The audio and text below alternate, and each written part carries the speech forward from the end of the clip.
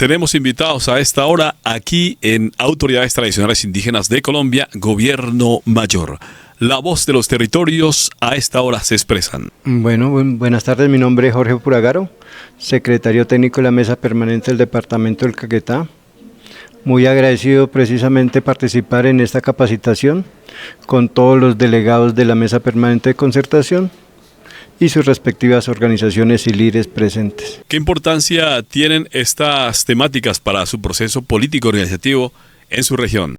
Bueno, yo creo que recoger experiencias de diferentes líderes indígenas que hacen parte de la Mesa Permanente de Concertación y los líderes que están en territorio también haciendo su ejercicio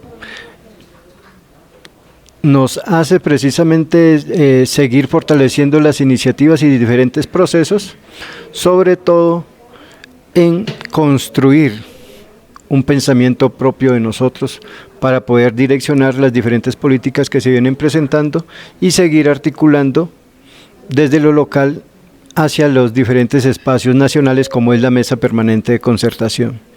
Creo que esta experiencia donde participan los senadores, constituyentes y líderes de diferentes organizaciones del país hace precisamente que podamos enriquecer conocimientos, hace precisamente que podamos entender la realidad del trabajo que se viene presentando en las diferentes regiones del país.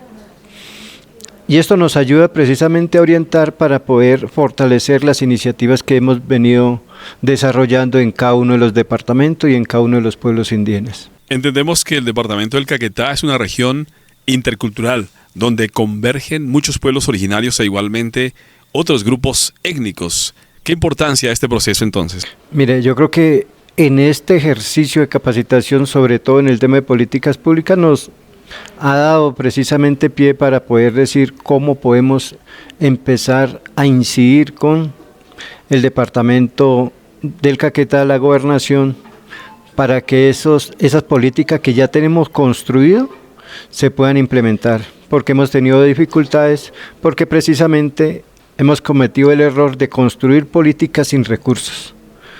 Entonces, pero esta capacitación nos da pie para nosotros decir, oiga, tenemos el documento, pero se necesita colocar recursos para implementar esas iniciativas. Es así que dentro del departamento, pues los 8 pueblos indígenas que están allá, pues hemos venido como viendo cómo hacemos que esa política se vuelva realidad. Yo creo que esta capacitación nos da pie para seguir implementando todas las acciones que hemos venido aprendiendo en estos espacios y cómo poder fortalecer esas iniciativas y esos procesos locales que sirve precisamente para orientar y direccionar algunas acciones que nos hacen falta. Uno de los temas importantes que hemos logrado palpar nosotros hoy es que se ha dicho que no se le llame a los pueblos indígenas proceso étnico o tema diferencial. Creo que estos conceptos nos están afectando en sí a los pueblos originarios de Colombia, que ya tenemos derechos adquiridos. Bueno, yo creo que el tema de los conceptos sí hay que revisarlo, porque como pueblos indígenas nosotros nos han reconocido por la Constitución en declaraciones internacionales el concepto de pueblos indígenas. Y eso es lo que nosotros tenemos que seguir fortaleciendo, vigilando y haciendo el seguimiento para que esos derechos que tenemos como pueblos indígenas no vaya a otros espacios donde no son precisamente lo nuestro. Por ejemplo, hemos venido hablando mucho del tema y en muchos documentos hemos revisado que se están escribiendo sobre el tema de grupos étnicos.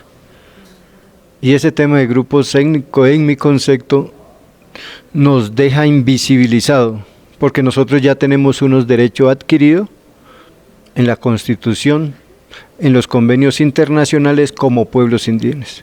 Cuando hablamos de grupos étnicos nos sentimos muy invisibilizados, yo creo que ese concepto como pueblos indígenas lo tenemos que empezar a sacar de diferentes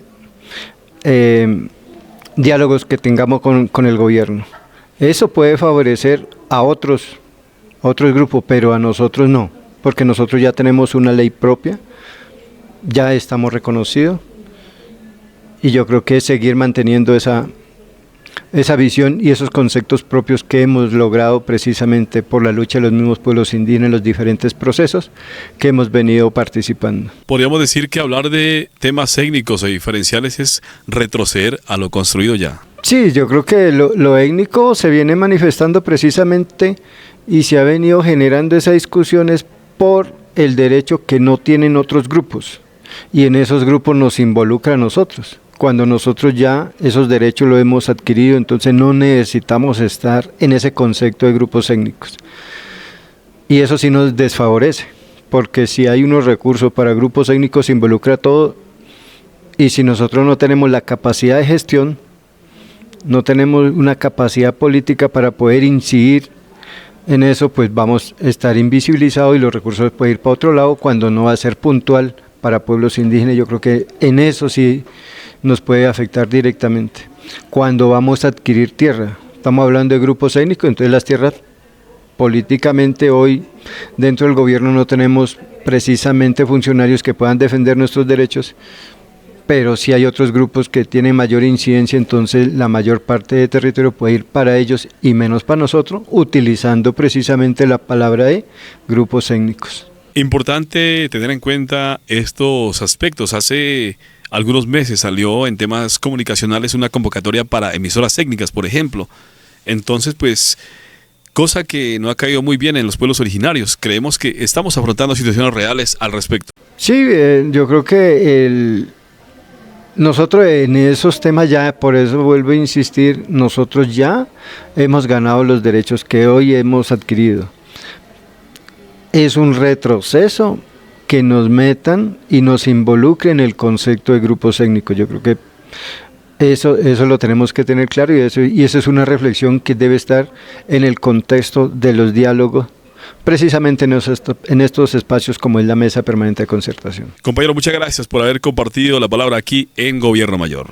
Bueno, muchísimas gracias por darnos el espacio, gracias por traernos en estos espacios para seguir compartiendo experiencias desde lo local y desde lo nacional. Creo que es una experiencia que sirve precisamente para seguir reflexionando en nuestros territorios algunas iniciativas y conceptos que venimos trabajando, pero que a veces no lo mantenemos y no lo mambiamos bien para tener claridad sobre lo que nosotros queremos. Pero este es un ejercicio muy valioso, precisamente para que todos manejemos un solo pensamiento, unas solas ideas, y que eso conlleve a seguir fortaleciendo esta lucha que hemos venido haciendo desde lo local, lo nacional.